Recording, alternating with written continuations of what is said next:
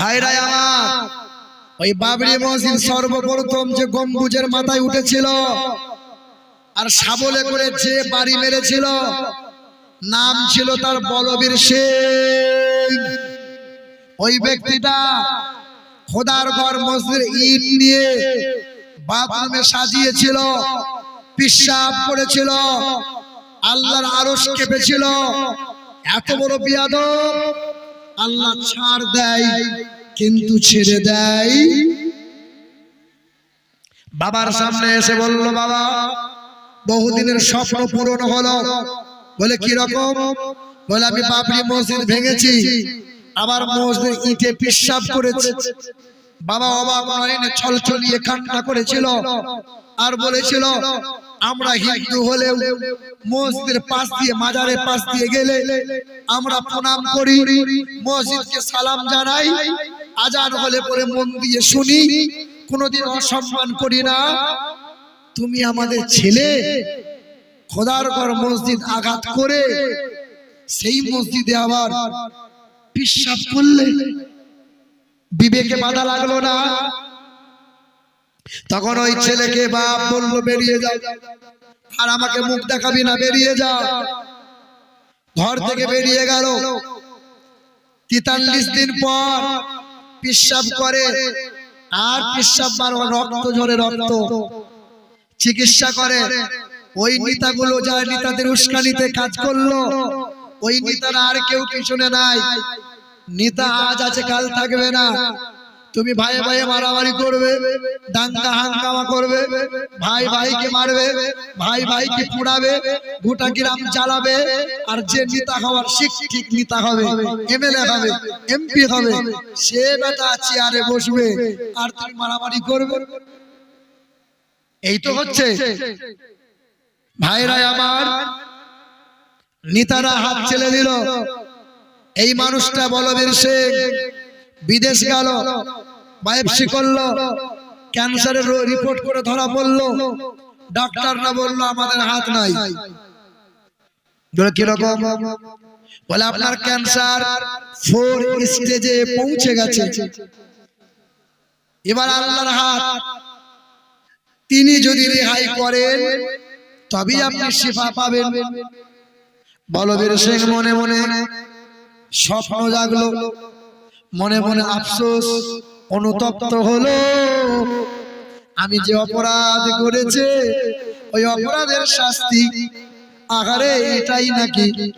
আমি বাবরি মসজিদে পিশাব করেছি, তাই কি রক্ত ঝরে নাকি? আহারে রোগা পাতলা হয়ে গেল। বাবরি মসজিদের আঘাতকারী বলবীর শেখ দিল্লির জুমা মসজিদের সিঁড়ির গায়ে বসে বসে চোখের পানি ফেলছিল। আল্লাহ পাকের একজন বুজুর্গ বান্দা, আল্লাহর এক ফকির বান্দাকে ওই বলবীর শেখকে বুঝিয়ে বলেছিল, বাবা চোখের পানি ফেলিস না, মা বাবার জন্য কি কান্না করিস? বলে বাবা মায়ের জন্য চোখের পানি ফেলি না। কান্না কেন করিস বাবা? বলে কান্না করার একটাই কারণ, বিবির জন্য নয়, ছেলে মেয়ের জন্য নয়, অর্থের জন্য নয়। আমি যে অপরাধ করেছি, আমার অপরাধের পাপ আল্লাহ করবেন কি করবে না? আল্লাহর ফকির বান্দা বলে, বাবা লা তাকনাতু মির রাহমাতিল্লাহ, নিরাশ হয়ে যাবি না।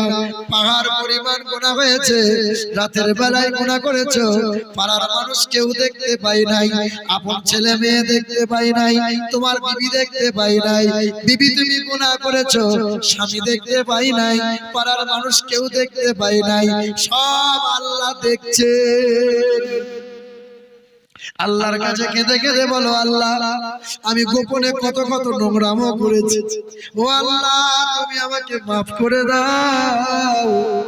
তুমি এত বড় দয়ালু দাতা আল্লাহ, তুমি যদি আমাকে ক্ষমা করে দাও, আল্লাহ পাক তুমি যদি আমাকে ক্ষমা না করো, আমি বড় ক্ষতিগ্রস্ত হয়ে যাব। ও দয়ার মালিক আল্লাহ, তুমি যেমন আমার গুনাহটা কাউকে বলে দাও নাই, যেমন ভাবে গোপন রেখেছো আল্লাহ, তোমার গফুর ও গফফার নামের ওসিলায় আমার মতো গুনাহগারকে তুমি মাফ করে দাও। আল্লাহর বান্দা চোখের পানি ফেলতেছে, বলবীর সিং তার নাম। ওই দিল্লির জুমা মসজিদে বসে আছে, কয়েকদিন চোখের পানি ফেলে কালেমা পড়ল, নিজের নামটা পাল্টে দিল। বলবীর সিং ছিল, নাম রেখে দিল আমির হোসেন। কোরআন বুকে নিল আর আল্লাহকে বলল, আল্লাহ একটা মসজিদে আঘাত করেছি, আল্লাহ তুমি আমাকে মাফ করে দাও। আল্লাহ আমি একটা মসজিদ শুধু নয়, ভারতের জমিনে 100 মসজিদ আমি বানিয়ে দেব। জোরে বলো সুবহানাল্লাহ।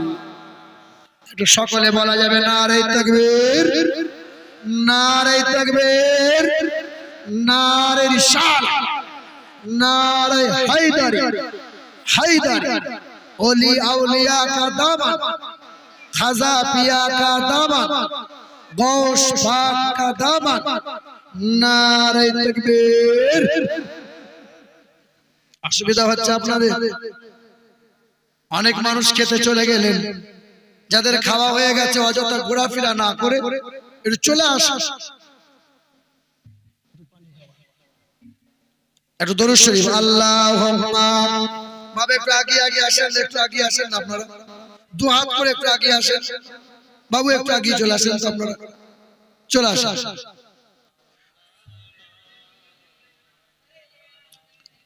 ওয়ালা আলি সাইয়্যিদিনা মাওলানা মুহাম্মদ সাল্লাল্লাহু আলা মুহাম্মাদিন সাল্লি আলা মুহাম্মদ।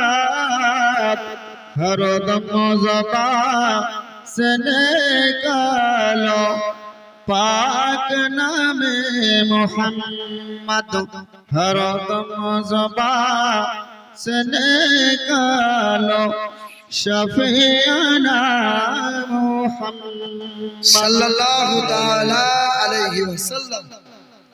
ভাইরা আমার,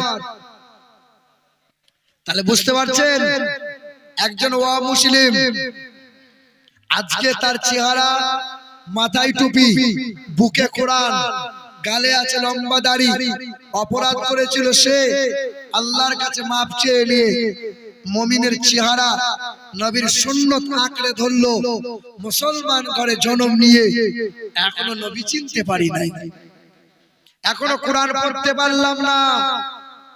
বলো তো যুবক ভাইরা, এই মোবাইলে গুগল ম্যাপ আছে না নাই? আছে না নাই? আপনি এখান থেকে বর্ধমান যাবেন 4 চাকায়, এখানে আপনি লিখবেন গুগল ম্যাপে যে আপনি বর্ধমান যাবেন মেডিকেল হসপিটাল। আপনাকে এই মোবাইলে গুগল ম্যাপ, কাউকে জিজ্ঞাসা করতে হবে না, এই গুগল ম্যাপ আপনাকে বর্ধমানে পৌঁছে দিয়ে যাবে।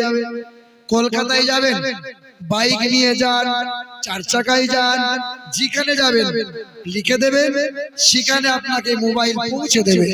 ম্যাপ, মক্কায় যাবেন হেঁটে হেঁটে যাবেন, 4 চাকায় যাবেন, এই ম্যাপ রাস্তা চেনাবে। মদিনা যাবেন, রাস্তা দেখাবে। মন্দির যাবেন, গুগল ম্যাপ দেখাবে।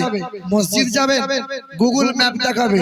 কারণ গুগল ম্যাপ পৃথিবীর কোনায় কোনায় পৌঁছাতে পারবে কি পারবে না? পারবে কি পারবে না? এটা বিশ্বাস হয় কি হয় না? বিশ্বাস